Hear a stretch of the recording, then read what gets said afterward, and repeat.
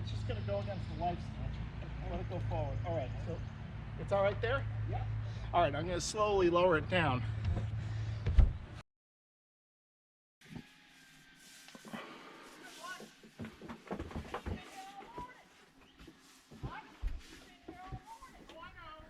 My assessment of the Force 10 two-burner stove with oven is that it's a mixed bag.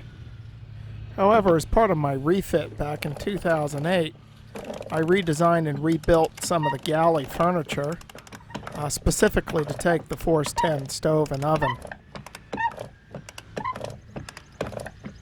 So I'm going to go with a straight replacement of the same stove. So then at least it's just a plug-and-play operation, and I don't have to rebuild any galley furniture. What was wrong with this stove? It developed several problems. One is the gimbals became significantly worn so that it wouldn't swing properly. I could have prevented this by keeping the stove in chocks most of the time so that it was not swinging except when I needed to cook at sea. All right, I'm going to slowly lower it down. Of course, the auto ignite died several years ago, so I ended up using an aim flame to light the stove. The iron burner caps became badly rusted, and the burners themselves, despite my attempts to clear the gas ducts, the flame just kept getting lower and lower, and would probably need to be replaced. I was just about out of halyard here. So I determined that my best option was simply to replace the stove. I didn't have change, so I didn't charge him anything. Because all I had was a 20, so definitely the price was right. Of course, these stoves are bulky and awkward. Plus, that's a good and weigh 75 pounds. Next time I pull the mast. So getting the old stove out and off the boat and the new stove back onto the boat and installed is a little bit of an engineering project.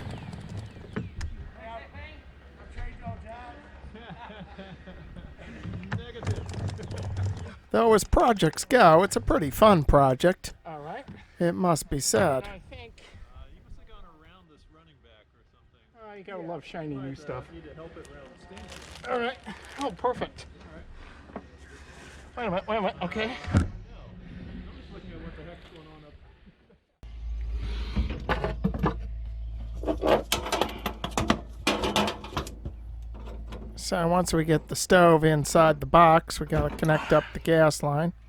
And then lift it onto the gimbals.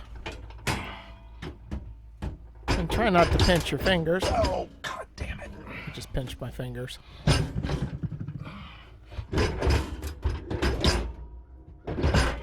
There we are.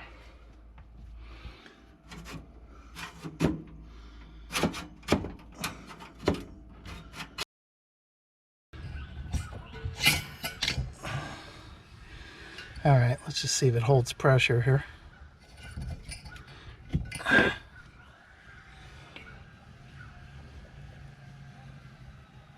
All right, that was about 2 minutes. There we go. Test the small burner. There we go.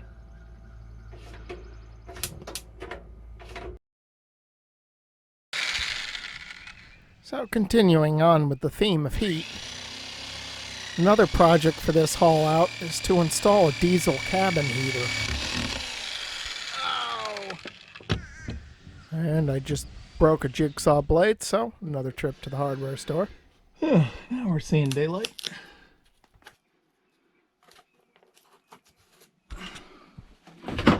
We made a mess down here, didn't we?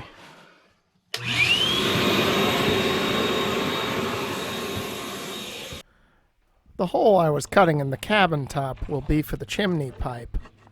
And I'm actually widening a hole that was already there, but for a much smaller propane heater, which I removed in my refit of 2008 and just never installed a heater.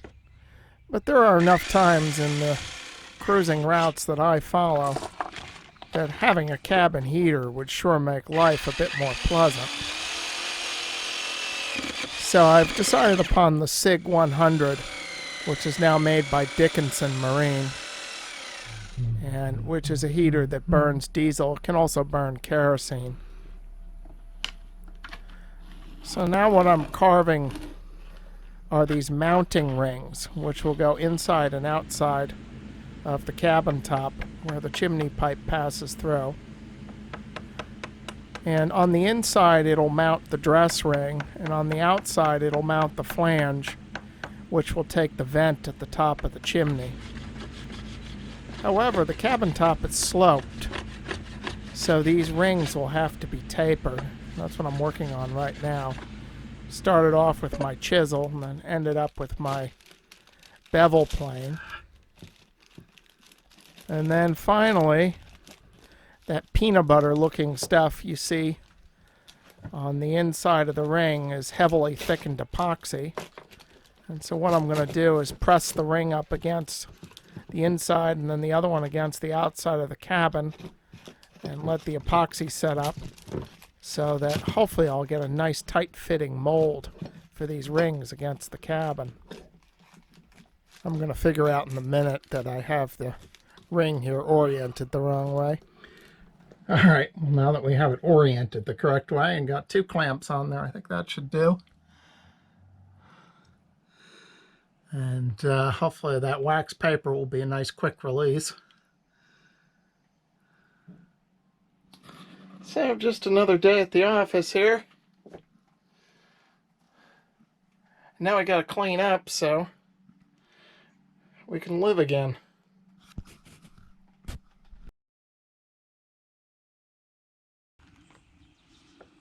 So while the epoxy's setting up, we'll tackle another project. For those of you who followed my Around the Atlantic voyage, you'll recall that I had trouble with the reefing combs on the boom. And those combs are just fair leads for the reefing clue lines to the mainsail. And they're just held to the boom via long wood screws. But I found that arrangement was just not strong enough. They started working loose. So what I'm going to do is just fiberglass the reefing combs to the boom using West epoxy and roving. And hopefully that will be sufficiently strong. I also need to replace the leathers on the boom as they had become badly worn. So once I've made my measurements, I break out the remainder of my half hide of latigo and get to work with a razor knife. The classic way to attach leathers to wood is to use copper tacks. However, copper tacks are not as secure as wood screws with finishing washers. However, I've found that on the underside of the boom I have to use copper tacks because they lay completely flush with the leather. On the previous leather I'd used wood screws with finishing washers both top and bottom, but I found on the bottom the finishing washers with the screws would really gouge into the pedestal and also saw at the side of the mast when the boom would sometimes get rotated a bit. So underside will be copper tacks, and then on the top side will be small number 6 wood screws with finishing washers.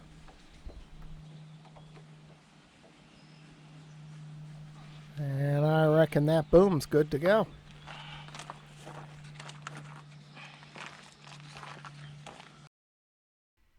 Okay, so now back to the heater installation. I have my mounting rings there, and they're all tapered and now they're painted.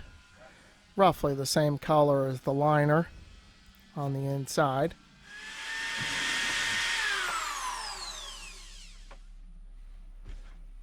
So the dress ring and the wooden rings will be attached to the inside of the cabin top via simple self-tapping screws. And again with finishing washers, which looks nice.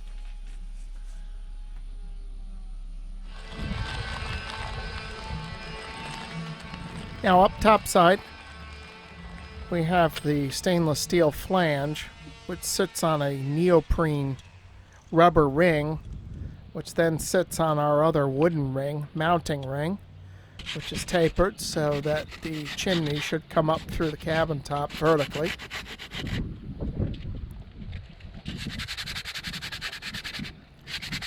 And this will also be attached to the cabin top using long self-tapping screws and also 4200 adhesive sealant.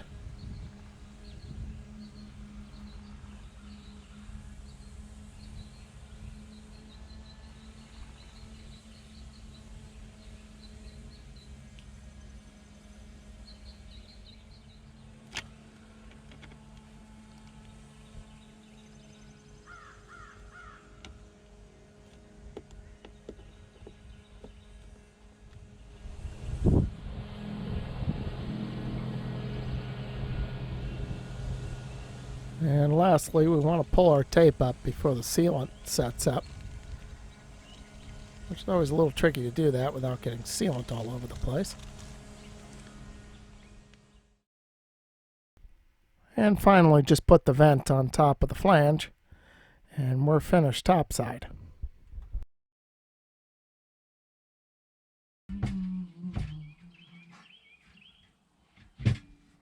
And so finally, we have to figure out where to actually mount the heater. It says it must be 6 inches, have 6 inches of clearance below, so at least 6 inches up from the bunk. However, they say you want to have at least 4 feet of chimney, and so we can't move it up too high, otherwise we're not going to have 4 feet of chimney. As it is, we're only going to get about 3.5 feet, so hopefully that'll be sufficient.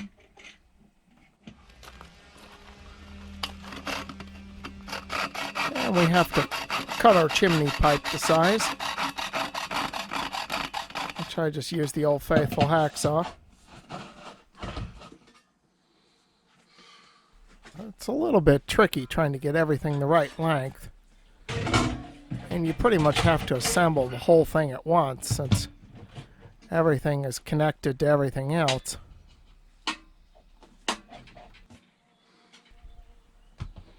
For now, I'm just mounting the heater. I've not yet solved the problem as to how I'm going to get fuel to it. Most likely I'll do that through a day tank, just a small jug of diesel sitting on the deck that'll gravity feed to the heater. But I have at least until mid-September to figure that out.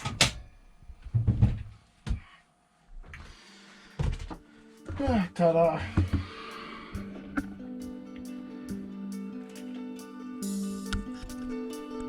Oof.